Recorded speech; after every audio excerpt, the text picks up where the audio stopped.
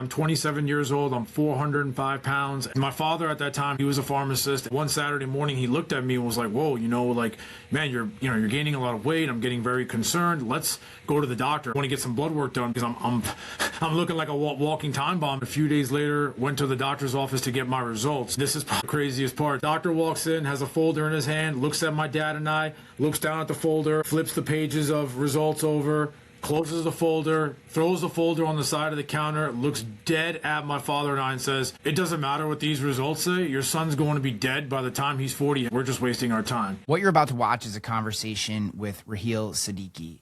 This is one of my favorite conversations I've ever had on this show in the more than 5 years and almost 400 episodes that we've done. I do this show very selfishly.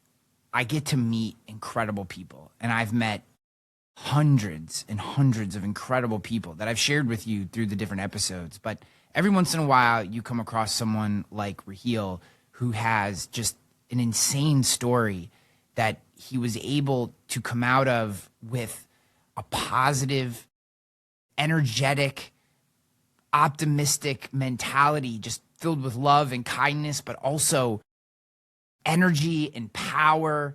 And it's just, he's infectious. And I got chills about 7 times throughout this conversation. I think you're absolutely going to love it. This man was 405 pounds and was told that he maybe had 10 more years to live, tops, and that it wasn't even worth looking at his blood work because he was going to die. And he changed his life, dropped 200 pounds, and is an absolute monster out there preaching positivity and love and energy and aggression. And his Wallbreaker Method, it just hits so hard. These are the conversations that just make me want to come back and do this show over and over and over again. I love sharing guests like Raheel Siddiqui with you. So with no further ado, please listen to this episode, follow Raheel. I have links to his Instagram, to his website, whether you're watching on YouTube or listening on the podcast, just scroll down into the description. Connect with him, follow him, share his journey. It's only going to help spread more positivity in this world. I love you guys for listening to this. Let's get on to Raheel Siddiqui.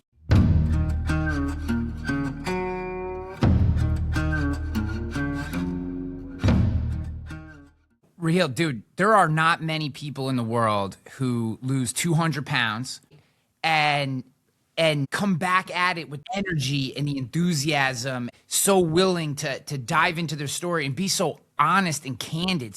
Take us on that path, how we got there. Yeah, man, Raheel Siddiqui, born in Long Island, New York. So you see the Knicks on here, go Knicks. And I currently live in the DC area. And like you said, man, I recently lost 200 plus pounds, and it's been a ride. It's been a journey. And I like to call myself the Wallbreaker because I truly feel like I've been through so many walls in my life that I've had to break. And to kind of kick things off here, so man, where do I begin? So I was pretty much born overweight my entire life, since birth. So childhood, elementary school, middle school, high school, college, post-college, and I was bullied a lot. Okay, I mean, I took an absolute beating. I took the beating of my life, like beating so bad that I was so ashamed to kind of show up to a lot of areas, a lot of events because of the shame, the bullying, the fear, and just, that feeling of being worthless, man, being useless. And that's kind of like when you're broken down so badly to that level, that's kind of where my mindset was at the time. So January 2010, fast forward, I'm 27 years old, I'm 405 pounds, and my father at that time, he was a healthcare professional, he was a pharmacist, and, one Saturday morning, he looked at me and was like, "Whoa, like, man, you're gaining a lot of weight, I'm getting very concerned, let's go to the doctor, I want to take you to the doctor, and, I want to get some blood work done because I want to see if you're okay, obviously, because I'm looking like a walking time bomb at this point." So I said, "Okay, sure." Went and got my blood work done. A few days later, went to the doctor's office to get my results. And this is probably like the craziest parts. True story too, by the way, man. Seriously, it's kind of crazy when I say it. But either way, fast forward, go to the doctor's office. Doctor walks in, has a folder in his hand, looks at my dad and I, looks down at the folder, flips the pages of results over, closes the folder, throws the folder on the side of the counter, looks dead at my father and I and says, it doesn't matter what these results say. Your son's going to be dead by the time he's 40 anyways. We're just wasting our time. And that was it. So in that moment, man, like, I'm like, okay, well, You're 27 when you hear that. I was You're 27. 27. So yeah, exactly. So in my mind, first thing, like I tell everybody is, I'm not giving you a 5-star review on Yelp, bro. I'll tell you that right now, Doc. Talk about bedside manner, man. I mean, that was brutal. And then my father and the doctor go off to talk for maybe a minute or two, and that was it. We left. Fastest doctor's visit ever. And the craziest part to this story is I never knew my results. Never knew my sugar, my cholesterol, my hemoglobin, nothing. He just looked at me dead in the face, was like, dude, this guy's like useless. It doesn't matter what I can tell him. He's not going to do anything with his life. We're just wasting our time. And that was it. And he never told me anything else after that. So the turning point is when we leave. So my father and I leave the doctor's office. We're going home.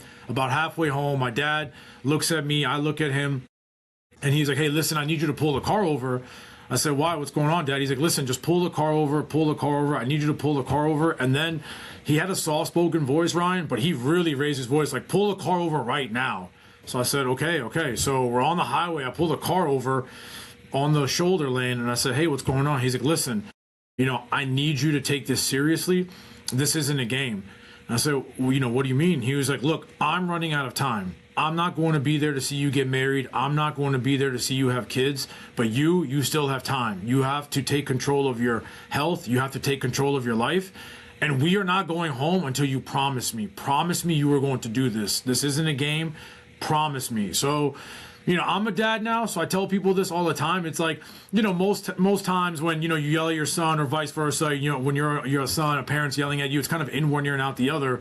I was like that pretty much my whole life. But that was the first time in my life where I saw my dad really have like tears in his eyes, like watering. And I'm like, Dad, okay, stop. And, I think a part of the reason why he was battling a lot of health issues at that time, he had like rotator cuff surgery, cataract surgery, but mainly a liver issue. And it was really bothering him and it was weighing on him a lot. So for whatever reason in that moment, he was like, this is the moment, man. I got to talk to my youngest son and try to get through to him. So I said, okay, Dad, please don't cry. I promise you I will try my best. We drove off and I get home and I'm just looking in the mirror like, what the hell just happened, dude? Like, I'm 27 years old. I'm 405 pounds. And now the doctor tells me the next minute I only have 13 years to live. I have my dad telling me he's not going to be there to see me get married or see me have kids. And, what happened and where do we go from here? Honestly, it's just kind of like, whoa, what's going on? So the journey began. So that January 2010, I tried and I failed a lot. And I think this is the one part that I really want the audience to understand. It's, walls are truly always going to come up in front of you. I tried and I failed a lot. I joined the local gym. I was like, okay, this is cool. I went 3 days a week. Then that dwindled down to 2 days a week. And then I just stopped showing up because I quit. I went to the local college. I tried to run laps. I went to the local field. I tried to work out. I quit. I kept quitting. But I always had like that voice in my head that I made a promise to my dad. So fast forward May 2010, one of my really good friends, he was like, hey man, a lot of us are joining this state-of-the-art brand new gym. Why don't you join, bro? It'll be fun. I think you'll get a kick out of it. We're all going to be there together. And, people, my friends that know me, man, even though I was 405 pounds and I was 27 years old, I was pretty athletic, man. I played high school ball. I still be busting ass in basketball. I was still good at flag football because, I can honestly say now that I'm 43, I also feel like youth had a lot to do with that. I was still young. Even though I was heavy, I was still young. So the athleticism that I had was a lot of it was still there, but the weight obviously came a lot faster, a lot more aggressively, towards the mid to late 20s. Joined the gym. Okay, what else do I have to lose at this point? Everything else I tried, I failed on my own anyway. So what else do I have to lose? So join the gym, and then first day I walk in, go figure. What do I see? I see a sign that says Team Weight Loss Class. That's exactly the name of the class. I'm like, okay, it's kind of like that light bulb, like, la. And I was like, okay, man, this is pretty cool. Like, it's destiny, right? And it was a class for people just like me, that people needed to lose weight, start their journeys, kind of, recalibrate, just get going, man, get that first step. So I joined the class Monday, Wednesday, Friday, 1 hour a day, 3 days a week, really quick. backstory, first day of class, I remember there was 20 some people and everyone's like, welcome class. The trainer said, welcome everybody. And I remember she said, okay, everybody, first step, first day, you have to announce your name and announce your weight to the whole entire class. And I'm like, oh man. I'm like, please don't make me do this. And she was like, Raheel, I was like, please. I'm like in tears, like, please don't make me do this. And she was like, Raheel, I promise you, I know what you're feeling. I know what you're going through. Everyone has to do it. But when you get to the other side of this journey, as much as you hate this part now, when you get to the other side of this journey, you're going to love telling this part of the journey. I already see it in you. And I don't know why, man. Like, I don't know what she saw in that moment, but she swore that she saw something inside of that 405-pound guy that was stuck inside, just like my dad did. So I said, okay, my name is Raheel Siddiqui, went on the scale, 405 pounds. It was quiet. It was like, oh my God, I was embarrassed. I was crushed. I was humiliated. Got in the car, drove home, cried, got in bed, cried. Wanted to quit. I was like, I'm done, no more. But I got back up, and there was that little voice in my head that said, man, but you made a promise to your dad. Like, get up, man. Just get up. Get up. So I got up, and I faced those demons, and I went back, man. It was one of the hardest things I've ever done in my life. So I went, did class. They had weekly weigh-ins. End of the first week, went to do my weekly weigh-in. I lost about, I think, like about 4 or 5 pounds at that time, pretty solid. So I was like, okay, this is pretty cool. Like, I was like, what if I just come every single day, including the class, the very next week? And this is where honestly, where the switch really started to flip. I was like, let me just come every single day, including the team weight loss class. What kind of results would I get? I went every single day. Week 2 weigh-in comes in, just like Biggest Loser, like literally like the weigh-in, like the show. And it was a different trainer teaching at that time. He looked at me, I looked at him. And I was like, dude, you're scaring me. What's going on? He's like, dude, you lost like 17 pounds this week.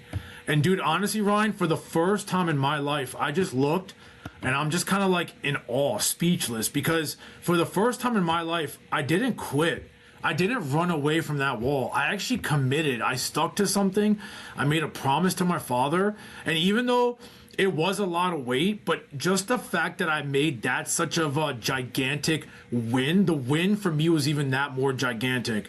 And then the lion just came out of the cage. Then I became an absolute monster. From May 2010 to May 2011, I lost my first 150 pounds. And I was rolling. I felt like I was unstoppable. I felt like I was on top of the world. Like nobody can touch me. Nobody can see me. I was a level above everybody else. I was a well-oiled machine. But as they say in life, you know, you take 1 step forward, 2 steps backwards. So May 2010, I was rolling. To May 2011, I was rolling. 2 months later, July 2011, we go to a family wedding in Connecticut. And I was telling you about my dad's health issues, liver issues. The night of the reception in Connecticut, in the hotel bed, my father's liver blows out and he dies right in my hands. Just like that, right in my hands. So I'm like, wow, okay. Well, this isn't fun. And you want to talk about walls. So that happens in Connecticut. We have to go do the funeral in Baltimore, where I originally lived when I moved from New York.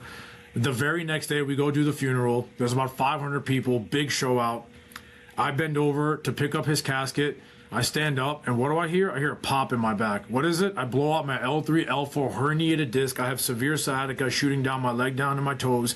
I can't tell a goddamn person because I'm burying my best friend, saying goodbye to him for the very last time. And I didn't tell a soul that day. I was in excruciating pain. So in my mind, I'm like, wow, life really isn't fair. Like, why are you doing this to me, man? Like, I finally got over the hump. I kept a promise to my dad.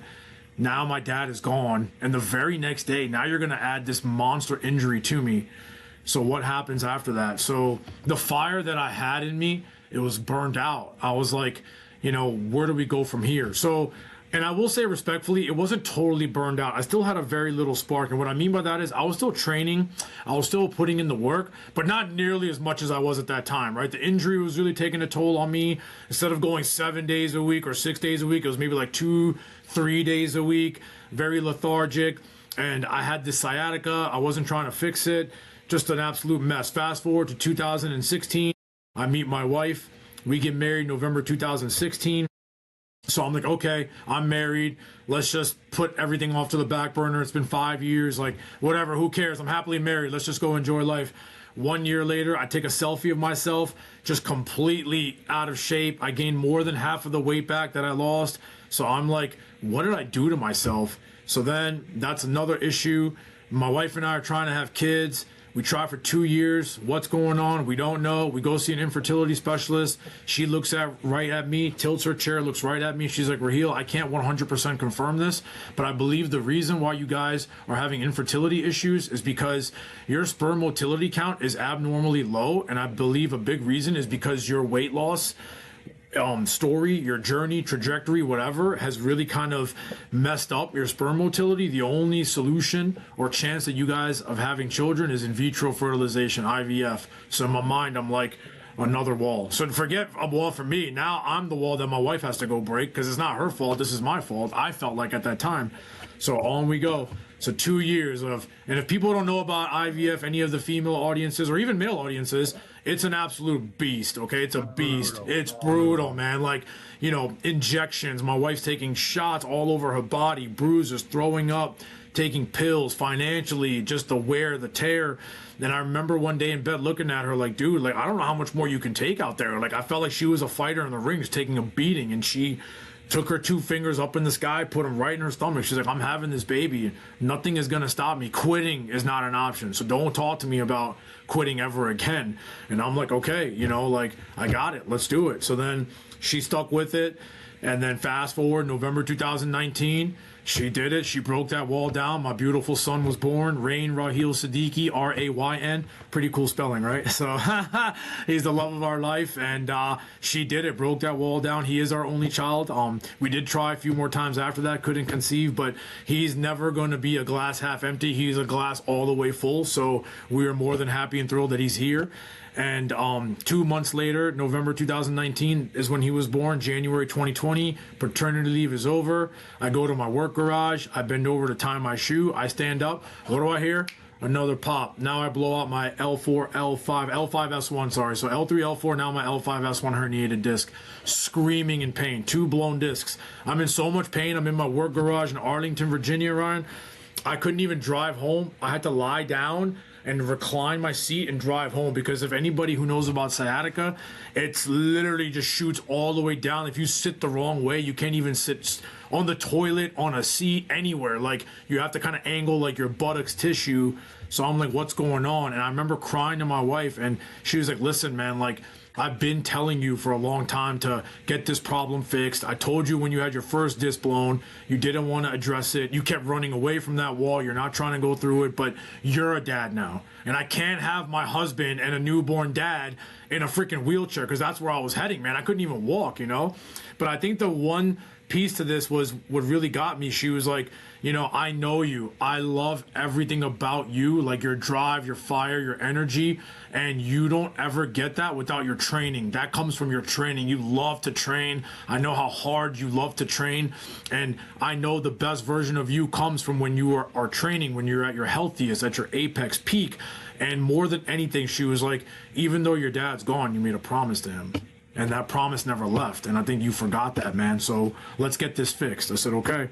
So I saw a back specialist. Your wife said that to you? My wife said that to me. Yeah. She was like, that's a good partner. Yeah. Man, that's a real good partner. Great partner, man. Yeah. So she had to kind of remind me about that, right? She was like, but even though your father's gone, your promise isn't gone. Your promise is still there. Like, you made a promise to him, man. Like, let's knock this wall down. So found a back specialist, got back surgery done. Surgery was a success.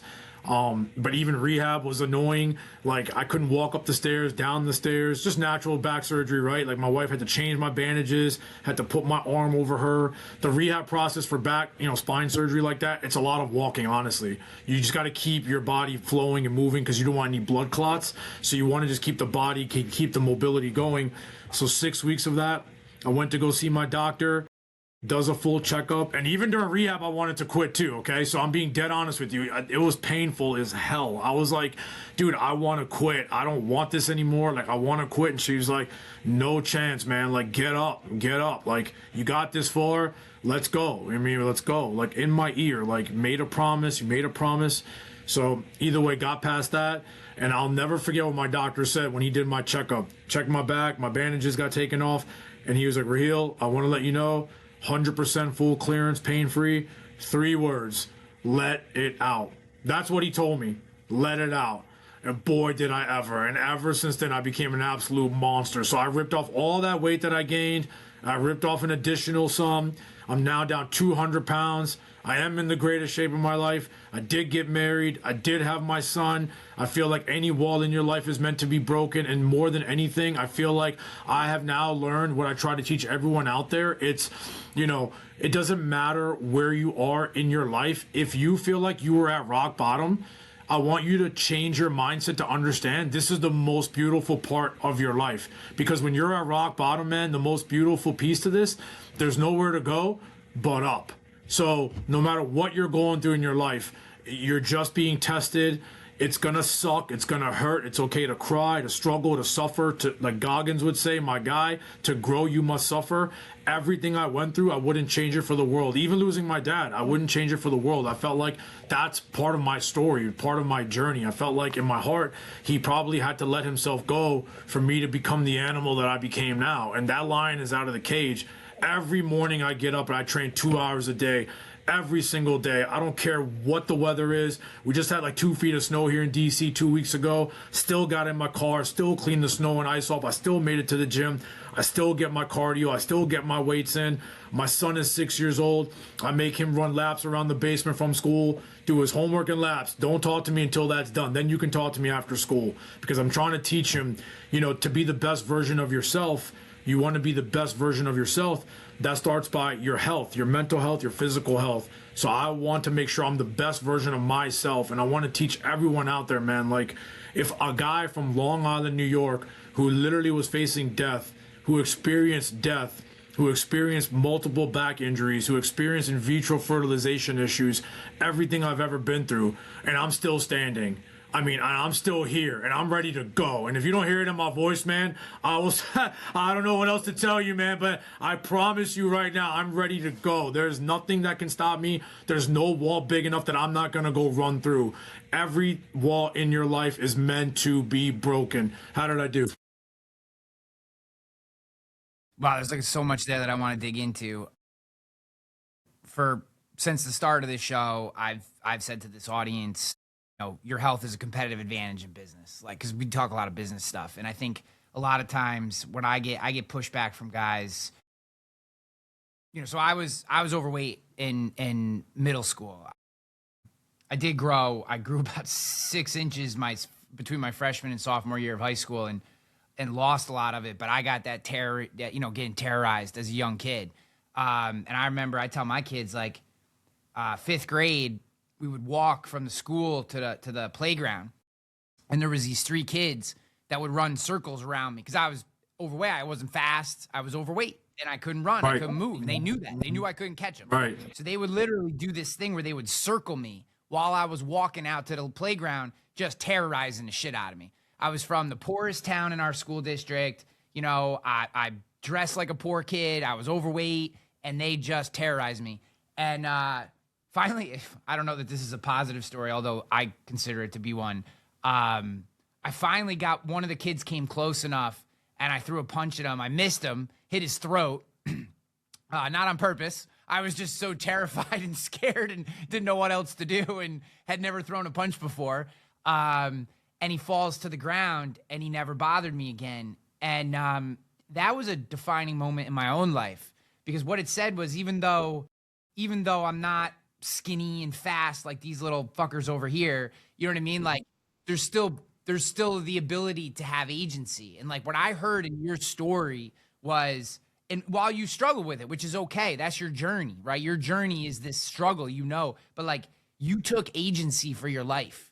You said, I'm responsible for my life. And I think so many people, it's not that they're unwilling to do it. It's almost like they're waiting for permission. So my question for you is like, how I'm sitting here and maybe I am carrying an extra 30, 40, 50 pounds and I'm unhappy and I wish my wife found me sexy, but she doesn't because I'm out of shape and I let myself go, and that pulls into other parts of my life, and I'm lazy at work and I'm lazy with my kids because I'm feeling negative about myself, right? How does someone give themselves permission to become, I love this phrase that you have, you let the lion out. I love that. Like, how does somebody give themselves permission to let that lion out, to start to get after it? Well, that's a great question. So let me ask you this. Here's one question that I love asking everybody, and I get this question asked a lot, and maybe my perspective is different, but I think a guy like you might love this part. So when people ask this question, what's the most important part of your life? What's the general answer most people would give? Geez, I don't know. I'd say probably my relationship with my kids is the most important. So family, right? Yeah, your family is the yeah. most important part of your life. Perfect, right? And I love that you said that. So here's where I'm going with this. So this is what I would love to tell that person out there. Like, and I've learned this too. It's, to me, when that question came to me, when somebody asked me, hey, Raheel, what's the most important part of your life? You know what my answer was, Ryan? I said, the most important part of my life was my training and my family. So they're right here, neck and neck. Shaq and Kobe. You're not winning 3 without Shaq and Kobe, right? 3 rings side by side. And what I mean by that is, I don't want to hear somebody tell me that your family is the most important part of your life if you aren't the best version of you for them. When I get up in the morning and I train 2 hours a day, every single day, when I leave that gym, sweaty as hell, drenched, just an absolute monster. Now my wife gets the best husband. My son gets the best father. I'm mentally razor sharp. Physically, I'm just an absolute savage beast in my own mind, in my own opinion. And now because I've taken care of myself, I've dedicated that time to myself, my mental health, my physical health, my spiritual health. I am the best version of myself. When I leave that gym every single day, now I am the best version for my family. Every time my wife and I go out, the respect that I get now, man, versus how you talked about those kids getting bullied, that was like me. I would walk into a room, hey dude, buffet line. Oh, hey man, leave the rest for everybody else. You clearly don't need to eat. We're at a Pizza Hut. We ordered 3 pizzas. Hey man, but that's for you. What about the rest of the group? Or hey man, you're just so fat. Are you ever going to lose the weight?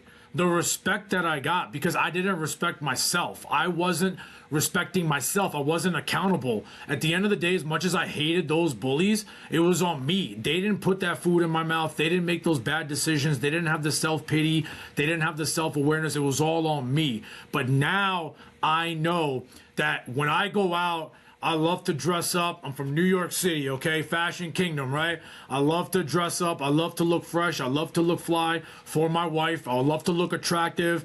You know, I think she still thinks I'm hot. She tells me I do when I'm ready to go.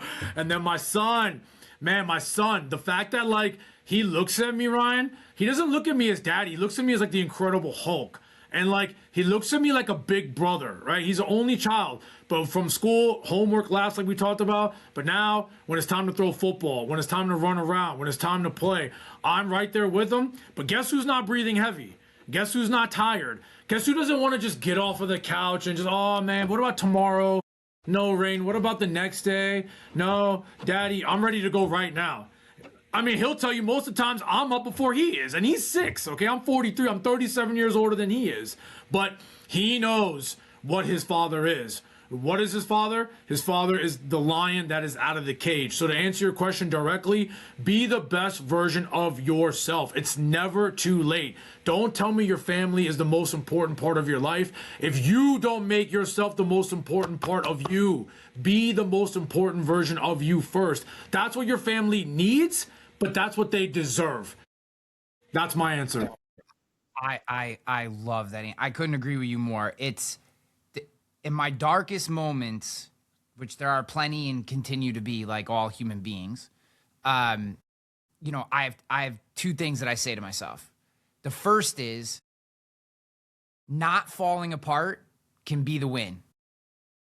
Like people get, I think, hung up on like, well, I'm not moving forward. Well, it's like this really messed up thing just happened to you.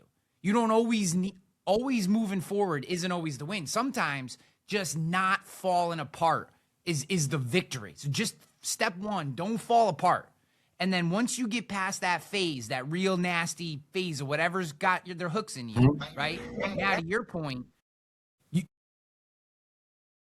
this is my belief. Yeah. We can't be the best version of ourselves if we're working only for ourselves. So we need to be working for something bigger. For some, it's God. For some, it's, whatever. I think for most of us, particularly men, right? It's our family. It's our need to provide, to be the first one out the door. If, I say to my kids all the time, if someone comes and knocks on my door at 2 a.m., I may not win, but they're going to regret that decision because they're going to get a 45-year-old Irish Catholic fierce mother who's going to come flying out of there like a bat out of hell. Right. And like I said, I don't know if I'll win or not, but they're not going to, it's going to be a good day for them. Right. But you're like, ready, man. You're ready. That's the difference, man. You're ready and you're built for it, man. That's the difference, right? You have that mindset. Now you're freaking hungover, or you're not going to sleep, or you're incredible, you're out of shape, or whatever. Like now that guy comes and knocks on the door. These are the dudes that send their wives to check the door at 2 a.m. Exactly. And that's not being the best version for your family. To your point, like I just, it's like if you hate yourself in this moment, do it for your family. Exactly. Do it, because they need you. Like they need you alive. One, right? To your point, like you weren't gonna make it past 40. They need you alive. Number one. Number two, they need you to defend them. Right. Number three, they need you to present an example for what it means to be a person. And like, you could hate yourself every day, but if you're doing it for them, you're still going to do the work. You're still going to show up. You're still going to get up. And then what I think happens, and this is what I'm interested in from you, is like, you even said like you didn't love your 405 pounds. You knew that version wasn't the best version, right? Like, but you started doing the work, and at some point, it's like it's like act as if. I don't know. Jordan Peterson. Jordan. Yeah, Peterson? I've heard of him. Huge Jordan Peterson fan. His book 12 Rules for Life literally changed my life in 2017 because I wasn't on a good path. I had put on 25 30 pounds. I was not my good self, you know what I mean? And he's got this philosophy that he talks about where if you want something but you don't believe it yet in your head, step number one is just act as if. You don't have to believe it. Just what would that, you know what I mean? You want to be a great basketball player? Don't be you, the basketball player. What would Kobe Bryant do? Or what would Jordan do? Or what would your favorite player do? What, you know what I mean? Like, and then you almost like earn the belief. So my question for you is like, dude, I've never experienced 405 pounds. You know what I mean? Like, I don't know what it's like to live that life, but I can imagine at 405, you're not loving yourself. At what point during that journey did that switch flip for you and you started to go from, I'm just kind of doing this to keep this promise to my dad, to like, I'm behind this. Like, this is who I am. Like, I believe this. I'm with this. Like, where did that happen for you? Where did that turn over? Yeah, no, I appreciate it. That's a great question. So a couple of things to that. I think my first rule that I love to tell people is always this, right? First step, I truly am the biggest believer in don't worry about results. Just don't worry about results, but focus on the work. I feel like if you have the attitude and the mindset to just show up and put in the work every single day, at some point the results will come.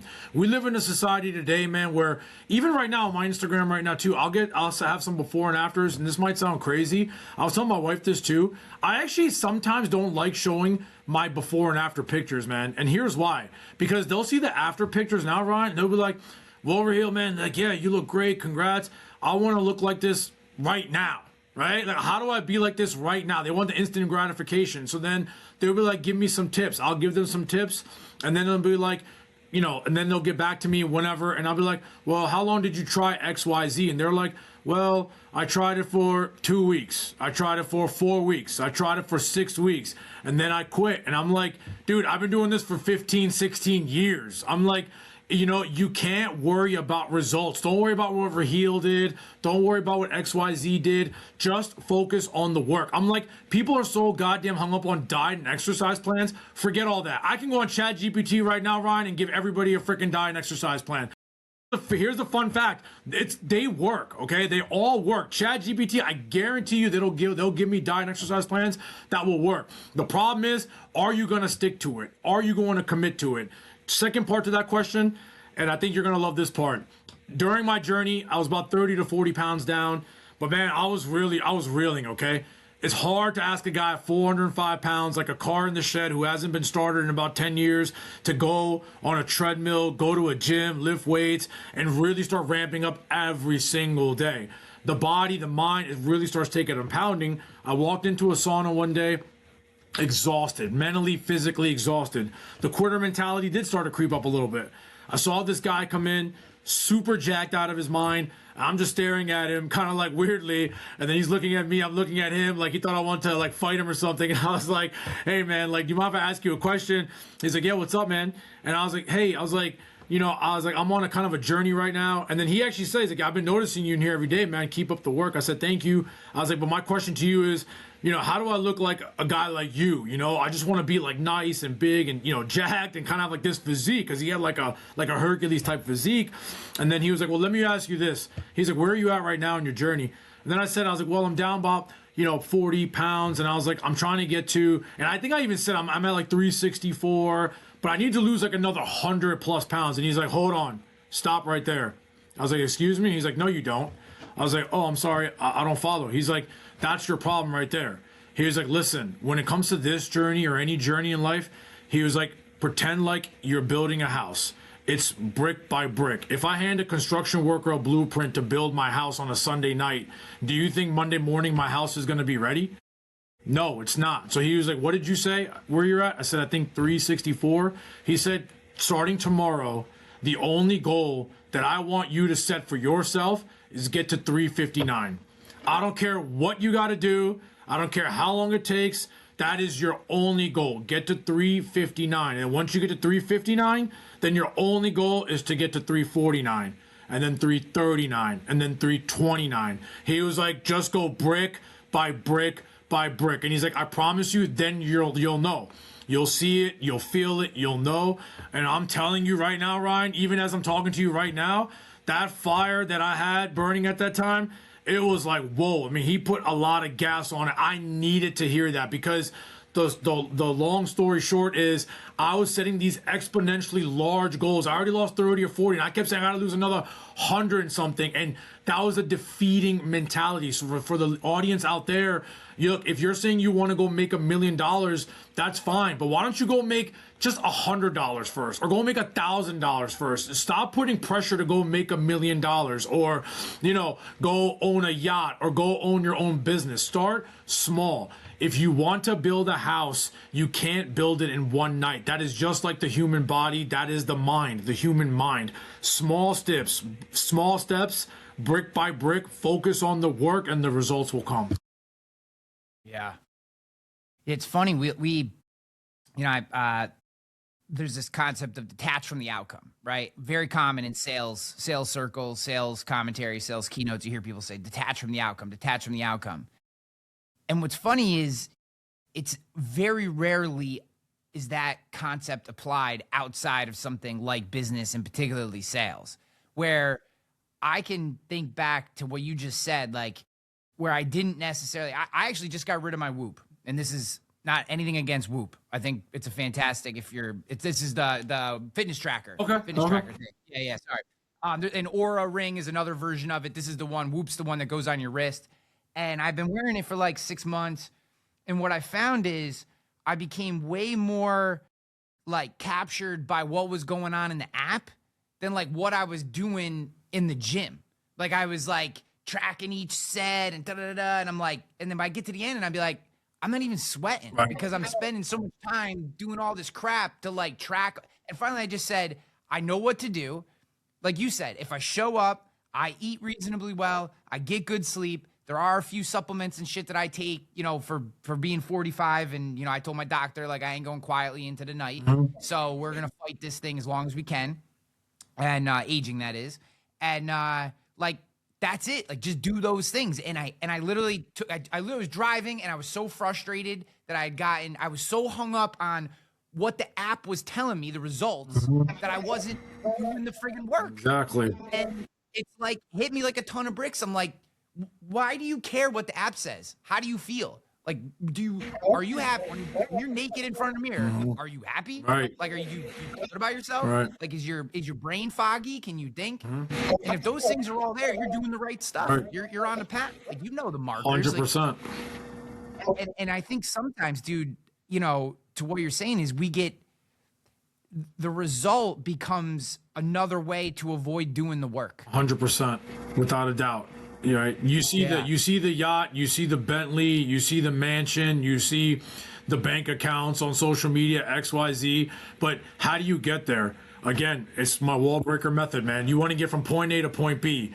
Everybody wants point B, but here's the wall. You gotta go break it, bro. You gotta go break it. You're not gonna ever get from point A to point B without breaking the wall. People don't want to break the wall. That is the problem today. And that's why I tell people you have to focus on the work. I mean, without the work, you will never get to where you want to go. You're never going to be able to break that wall. I mean, it truly just comes down to your mindset focus of don't worry about the results. If you truly find that plan, stick to that plan, and focus on the work every single day, the results, I'm the biggest believer, man. They will come. It took Michael Jordan 7 years to win his first ring, okay? 7 years of taking the beating of his life to win his first ring. He could have easily been like, oh, I don't want it no more. I got my money. I got my Hanes. I got my McDonald's. I got my Gatorade. No, he wanted to be the GOAT, okay? He knew that I'm going through the Knicks and the Pacers and the Pistons, and I'm being compared to Bird, Magic, XYZ, whatever the case is.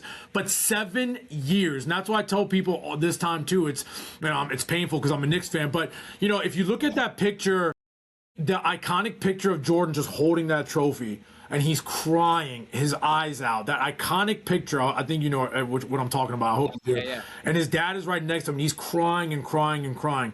In my 20s, when I looked at that picture, I'm like, yeah, okay, cool. He won the championship. Now, as a man, as a father, as a leader, as somebody who's been through the journey on my own, I'm like, man, he cried because he put in all of the work. He didn't know when the results were going to come. 7 years of the beating of his life to take that wall, take that shoulder, and ram through that wall. And what was waiting for him was that iconic trophy, crying, letting it all out. Tiger Woods went 14 years from Masters number 4 to Masters number 5. 14 years, okay? He went through hell. Everything he's been through, his personal life, the back injuries, the spine injuries, XYZ, everything he went through, came back and won his 5th freaking Masters within 14 years. So the bottom line is, dude, it doesn't matter how long it's going to take. If you are doing the right things and you're putting the work in, it will happen. I just gave you 2 of the greatest probably athletes of ever of our generation, if I'm not mistaken, right? I mean, I don't know if I can give you two better examples than that. You know what I mean? Well, one of the things that I love about Jordan's story is that before he won the first championship, they lost to the Pistons twice in a row. And after the first Pistons series, Jordan realized that he wasn't strong enough, that he had to get stronger. He was getting tossed around. Lambeer was beating the crap out of him. So he goes, what was that, 94, right? He gets with Tim Grover and he starts becoming a badass. Well, what you hear in The Last Dance, but most people don't know, is that he goes with Tim Grover and he turns into an absolute monster. 100%. And then he loses to the Pistons again. So now think about what's going on in your head. I just went to war with myself to become the baddest version I could be. I was not strong enough. Now I am, and I still lost. And he comes back again, and that's when he wins the championship. So it was like even though he did all of it, and this is what I love about your story, right? Like God tested you again, right? He said, you got a little comfortable? You thought you were good? You thought you had this shit figured out? Nope. Here, we're gonna put this on you again and see if you're really here. And now you got it, right? But like this path is not like, it's a hard lesson to learn, and we all have to learn it. And I think you hit a certain age, it's just experience. But man, like I give you an example, dude. So I had this company, built it up. It was my baby. I sold it to the wrong people. I watched them murder it in front of my eyes. Sorry. And eventually, when I had my first exit trigger, I was out, right? And this was going to be the next 10, 20 years of my life. Everything about this was everything I wanted it to be. And when that happened, it was the first time in my career I had no idea what I was supposed to do. Like, this was my identity. Like, I was the CEO and founder of this company. Like, this is who I was. It was all my philosophies, all my beliefs, just battle tested, put into place, and it was working. And I was like, and then all of a sudden it was like, who are you now? Are you like gonna be consultant guy? You gonna be speaker guy, podcast guy? Do you just go find another job? Like what? And dude, I went all the way back into bad habits, not working out. I hadn't smoked pot in 25 years. I started smoking pot for some reason because I convinced myself that I had to land the ship at the end of the night. Right. And I thought I had mentally beat all this stuff. Like I thought this was long gone. And it was like as soon as I allowed that crack to open up, it all just came rushing back in. So I guess my question for you is like, what are you doing on a daily basis? Because that version of you, that 405-pound version, is still out there. It's out there. It's circling you every day, right? Just like all my demons circle me, just like everyone who's listening to this, their demons circle them all day long, every day. How do you keep them at bay when they're barking? You know, I get the good days. It's Of course. But when you're having a bad day, how do you keep them at bay when they start barking at you? Yeah, no, I mean, that's a great question. So you hit it on the head. Even like going back to your Jordan example of he worked out, built his body up, and he still lost to Detroit. And it's kind of like in your mind, like, man, what just happened? So relaying it to my story, I lost my dad who died in my hands. And if that wasn't bad enough, to salt on the wound, the very next day, at the day of his funeral, I blow my back out, man. So you're talking about back to back, like 2 days, literally 24 hours apart, back to back. So you talk about walls, and even your story, man. I'm kudos to you. You're an absolute beast yourself. I mean, everything you've been through, those are nothing but walls that came up in front of you. That's the beauty that I try to tell people. So you mentioned it's out there. You're 100% right. It is out there. Those walls are coming, man. And you know the thing is, it really comes down to the fact of just the belief of, the belief and the trust of everything you've been through, everything you've experienced, and the version of what you are now. Now you understand the mindset, and this is exactly where I'm going to go with this. It's at some point in your life, you have to take that mindset of, for so long I felt like I was the hunted, and now I'm the hunter. Right? You guys all were chasing me. You guys were all coming after me. You guys all wanted me. And guess what? I'm here, and now this time, you guys looked at me, I turned around, and now you guys better run from me, and kind of like the Incredible Hulk story, right? I mean, there's a scene in the first Incredible Hulk. What happened? Sergeant Ross, I don't know if you're a comic book guy or not, but Sergeant Ross, they wanted what was in Dr. Banner. They wanted the Incredible Hulk. All Bruce Banner wanted to do was be on his own, live his dream life with the love of his life, Dr. Betty Ross. He didn't want any trouble. He wanted peace. He knew if his anger, temper, blood pressure went up, the Hulk would come out. He wanted to be left alone. So that iconic scene, and it's funny because that's what I feel like that's exactly the point that I'm trying to make. The soldiers are coming after him. The bad guys were coming after him. Sergeant Ross was coming after him. They cornered Dr. Banner. They threw gas tanks at him. He saw through the window, the love of his life, Betty, got tackled, and then all of a sudden you see the smoke, but then you see the hand come out and it goes from white to green, right? And then you just see the shattered glass coming out, and then you see the Hulk coming out, and everyone's like, oh my God, what just happened? When Michael Jordan won his first championship, everyone thought that he was becoming the hunted. No. He wasn't. Now he's the hunter. He got what he wanted. Now all y'all better turn around and run. Run, MFers. Run. 2, 3. I took a 2-year break. Hakeem, you did your thing. You beat my Knicks. I forgive you. I met him, so he's the nicest guy ever. Came back and won 3 more. That was the mentality that he had. So for everyone listening to your question, stop being the hunted. Be the hunter. I don't care who's coming after you. Make yourself so indestructible like a force of nature that they better run from you. Okay? You either, like what Kobe said, I'll never forget this quote. You run with me or you run from me. And that's exactly my mindset. You run with me or you run from me, man. 105 pounds is staring me at the face.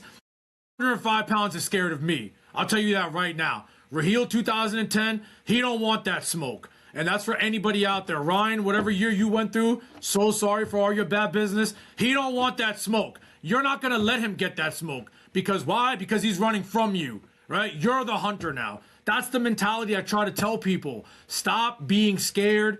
Don't be scared. You're not the hunted anymore. Be the hunter. The second you have that Incredible Hulk mentality, nobody is going to mess with you. And if anything else, they're going to respect you because they're going to be like, dude, we don't want no smoke. We respect everything you've been through, what you've gone through, what you have achieved now. We want a piece of that. Talk to us. Help us. Help us be a wall breaker.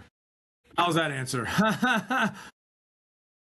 It's Boxing Day for me. And that's what I'm doing after we're done here. I'm like jacked out of my mind. I'm so glad it's Boxing Day. I'm like vibrating over here. Yeah, man. You know, so I got my next question, dude. Is guys listen to this and gal, either way, it doesn't matter. Although I do think guys tend to deal with this more. Now, ladies, I know you got your shit to deal with too, but this particular problem I think does inflict men more than women.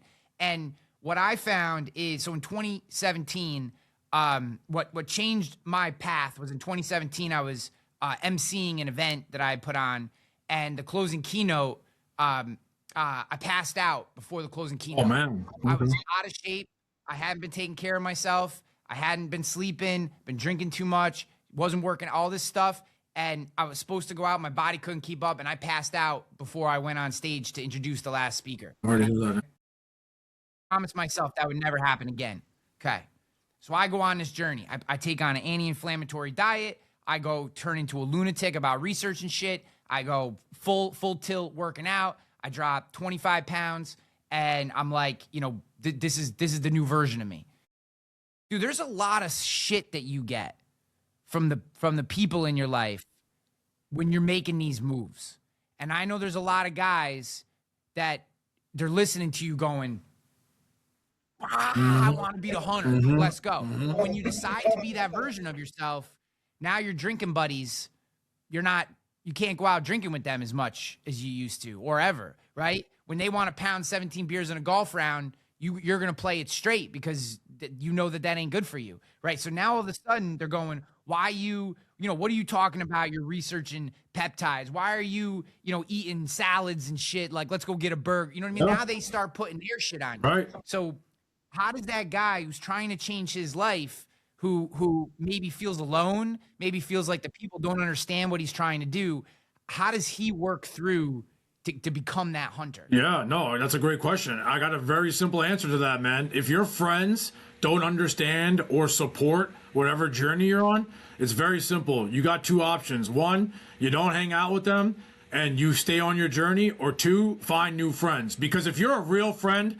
if you're my real brother and you're a guy you've loved me and I love you since whenever, middle school, high school, college, professionalhood, etc., you will truly support me, you will truly appreciate me, and you'll be there for my journey all the way through. You'll understand that certain situations, certain elements in my life, I can't be around because I'm on a journey. I'm focused. I'm in my lane. So for example, one piece to this story from 2010 to 2011, how I lost my first 150 pounds, Ryan, I didn't go out at all. I sacrificed 1 full year, okay? I didn't go out on weekends with my friends. I didn't go out to any dinners. I didn't go out to any restaurants. Financially, my dad even supported me as much as he could for whatever I needed. Like, healthy foods, groceries, because that stuff is more expensive, especially at that time. I mean, it always is. But whatever I needed, my father was all in on my journey. He was so proud, so happy. He was like, whatever you need me to do, I got you. But my boys, who I was always hanging out with, who still would love to hang out, even if it's not even like anything bad, even if it's like not even like alcohol related, like, or even clubbing or partying, just like dinner and a movie. Nah, man, I can't do it. I can't, guys. I can't go to have pizza with you. I can't go to the movies with you because I got to go to gym class in the morning. I'm leaving the gym class at night. I got to go in the morning. I'm on a journey. I'm trying to be a better person. I'm trying to be a better man. And if you guys really care about me, you'll understand. And they did. And now there were some, and man to man, you're going to get like, oh, man, stop being a B, or stop being this, or stop being that. Those people, man, all right, man, do you, I mean, if that's what you think, that's on you. I really don't give a shit what you think about me. I am laser hyper focused. I got to do what I got to do. So I think the best way I can kind of really summarize my answer is you have to understand and ask yourself as a man, because we talked about this being strictly on the men's side of the house, it's what's important to you, man. Like, what is important to you? Is it important to go hang out with your boys and spend time with them? In this scenario where you are on a journey, specifically on a journey, and you know you need to reach certain goals, certain dreams, you're trying to get to the other side of the wall, right? Is it important for you to kind of, throw them a bone and be like, you know what? It's only one day, it's only 2 days, it's only a weekend trip, it's only a golf outing, it's only a AC trip, Vegas trip, whatever. Or, do you understand, like, what you're trying to accomplish? I mean, I'm trying to win a championship. I'm trying to be heavyweight champion of the world. Heavyweight champion of the world, okay? I don't want to just go in the ring and I think it's funny. I think of Rocky a lot too. Rocky 1, all he cared about was going the distance, right? And he did. He went the distance. But Rocky 2, it went from going the distance to, well, I already did that. What's next? I want to win. Adrian got out of that coma and she said, there's something I want you to do for me. And he's like, what's that? She's like, win. And the second she said that, all he saw was winning. So that's the bottom line, is what's important to you. What's important to me? I want to win. And if you're not if you don't want to win with me, then get the fuck out. I'm sorry if I can't curse or not, but I'm trying not to, but I'm just being honest with you. Get out. Good. Get out, because I'm here to win. I want to win. I want to be heavyweight champion of the world. I don't want to just win one championship. I want to be like Kobe and Jordan, 5 and 6, and Kareem and whoever else. Derek Jeter, 5 rings.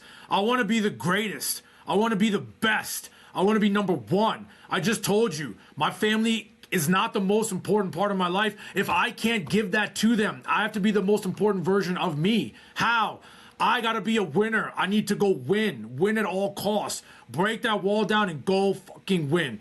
That's how you determine what is the most important to you, how you decide who you hang out with, how you live your life, how you go about your business. Bro. Fuck. So, you like me as a guest. I'm assuming you still like me as a guest. No, you've given me chills like 7 times. I appreciate it. I've been like, I can picture that scene, Rocky 2, whatever. Yeah. The other one I love is Rocky 5, when he's like, it's not about how hard you can get hit, or how hard you can hit. It's about how hard you can get hit. Keep moving forward. Rocky 6. My children, Yep. over and over yeah. and over again, because I tell them all the time, like right now, because where they're at in sports, they're 10 and 12. Yeah. So the kids are all different sizes. Yeah. There's kids that look like adults at 12 years old. Yeah. And I tell them, dude, it's not about now. This is not when winning is done. Winning is not done at 12. Like, become who you're going to be at 18, at 20, at 25 right now. Right. This is where you set that guy right there. He's not learning any hard lessons. 100%. He's twice your size. He's a foot taller than you. Of course, he's better than you at basketball at 12. Right. Go freaking become the guy. That's a big part of where my just don't fall apart came from. What I take from that is it's the getting back up. That's the winner. Yeah, 100%. Right? It drives me nuts when I see little kids on a field, because I coach and stuff. And today, these kids will fall and get like a boo-boo. Like, I have no better way to describe it than a boo-boo. Yeah. And now it's, and the parent comes out and the mom comes running out. I would have lost my mind on my mother if she had run out of the stands because I was on the ground hurt. 100%. Get away from me. Yep. These kids are screaming for mommy. Yep. And I'm like, I look at my kids and I'm like, look, I know that shit hurt. I know it hurt. Yep. You got 2 choices. Yep. It can hurt on the bench Yep. or it can hurt on the field. it. Where do you want it to hurt? It's just going to hurt either way. 100%.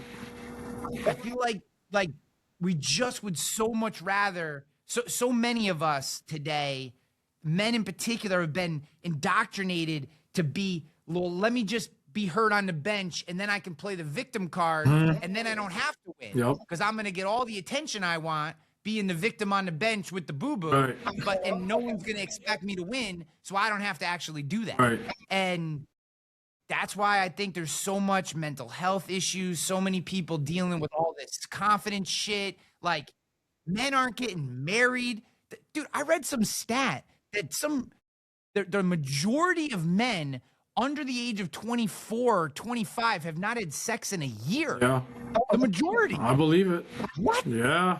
That's crazy. I know. I mean, I'm telling you. I don't know if you remember 24, 25. I was fine. Yeah. No, man, I'm telling you. I know. It's crazy. Yeah. It's crazy the world we live in. So, all right, I want to wrap this up. I'm going to change direction wholeheartedly. Yeah, go for it. We can land this ship in a nice way, although I'm sure you'll get me jacked up. I got you. Dude, I can't wait to hang and lead loud. Oh, That's yeah. fun as hell. We're going to line it up. No doubt. No doubt. Oh, yeah. Yeah. So speaking, Yes. right? Talk to me about, so you have all, dude, this incredible energy, incredible story. Now you're bringing it to the stage. Yes. Talk to me a little bit about like why speaking as a medium for conveying this message and what you're trying to get the audience to do. Because, and I'll just level set this last piece. There are a lot of people that listen to this show who book speakers, and I want more people to hear this story. And we talked about after the show, I'm gonna help you get on some stages because I fucking love what you're doing. Thank you so much. But like, but talk to me a little bit about why speaking, what it is, and kind of how this is becoming a medium for you to deliver this message. Yeah, no, thank you so much for that. I appreciate it. And thank you for everything, man. I'm so glad to, meet you first off, and I can't wait for next month also. Wanted to throw that out there really quick. But why speaking? It's honest. It's because, the guy that I was January 2010, 405 pounds, he needed a guy, someone to look up to. He didn't have that guy. The guy that I am now, that's the guy that guy needed. So anybody out there, if you're struggling, if you're suffering, if you're crying, if you're bleeding, if you're taking your shoulder and you're ramming it against that wall, and you're ramming it against that wall, and you're ramming it against that wall, and it's not breaking, and you want to quit, and you want to fold, and you feel like, oh my God, it's never going to happen, I promise you, it can happen. It will happen. Talk to me. I promise you, you're looking at a guy who felt the exact same way that you are feeling right now. It truly just comes down to, what is, going back to the last question, what is important to you? If it's important to you, whatever goal, whatever dream, whatever achievement, whatever greatness that you're trying to achieve, it's on the other side of that wall. It truly is. It just comes down, it stems from the fact of, what are you willing to do? What are you willing to sacrifice? What type of work are you willing to put in? Because if you run away from that wall, you have no idea what you're missing out on. You are cheating not only yourself, could be cheating your colleagues, you could be cheating professionals in your network, your friends, but most importantly, especially your family, right? You're cheating them because they're not getting the best version of you. The most important people that deserve the best version of you are you first and foremost, and your family right next to you. You have to believe that you can do it, man. I was 405 pounds. I was 27 years old. My doctor told me I was going to be dead by the time I was 40. To have my father pull me to the side of the road and make me promise him to take control of my health and my life because he was running out of time. I mean, that promise still lives inside of me. And yes, he died in my hands, not even 18 months later. He died. But as my wife reminded me, my promise never died and it never will. So going back to kind of wrap up the question, it's you can be a wall breaker. I promise you. Is it hard? Is it tough? Is it probably the toughest thing you're going to have to do in your life? Yes, it probably is. I'll even double down and say it probably will be the toughest thing you are going to have to do. Whatever that wall is, financials, relationship, weight loss, business, whatever it is. But when you get to that other side, it is the most magical feeling ever. You can be Jordan holding that trophy. You can be Tiger Woods coming back 14 years later, winning that fifth Masters. You can be Kobe Bryant, rest in peace, my guy, winning 3 championships, and it wasn't enough. All he heard was, Kobe can't win without Shaq. Kobe can't win without Shaq.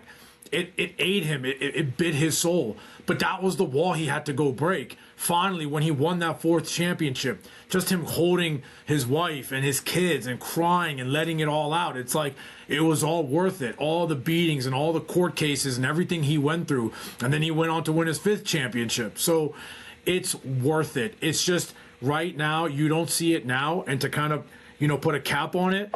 Wherever your rock bottom is, it is the best time of your life. I promise you, it is the most beautiful time because, like I always say, rock bottom is the most beautiful place to be because there's nowhere to go but up. Friend, where can people follow along with your journey? Where's the best place for them to go? Yeah, sure. No, man. Thank you so much. So my Instagram handle at Raheel the Speaker. You can follow me there. And my newly launched website is kicking off any day now, RaheelSpeaks.com. So fired up. You can find all my information on there. Please book me to speak. I would love to come out to your organization. This is a drive, a passion, a fire of mine. I really want to help people. I really want them to understand that walls in your life are truly meant to be broken. And I really hope you give me the opportunity, as I'm so blessed and so thankful and so grateful that my brother Ryan Hanley gave me the opportunity to come speak on his show. And I'm so proud of you and all of your accomplishments and your achievements, and nothing but the best wishes for you, your family. And it's an honor to meet you and be with you. And I can't wait to do this in person with you also next month. Appreciate the hell out of you, my friend. Thank you. We're out of here. Peace.